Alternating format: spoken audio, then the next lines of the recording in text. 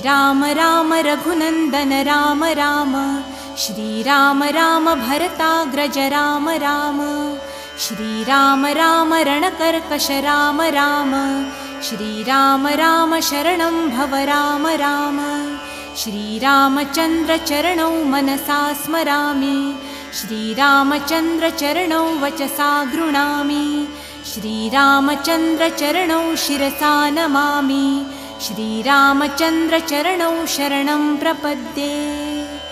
माता रामो मत्पिता रामचन्द्रः, स्वामी रामो मत्सखा रामचन्द्रः, सर्वस्वं मे रामचन्द्रो दयालुः, नान्यं जाने नैव जाने न जाने।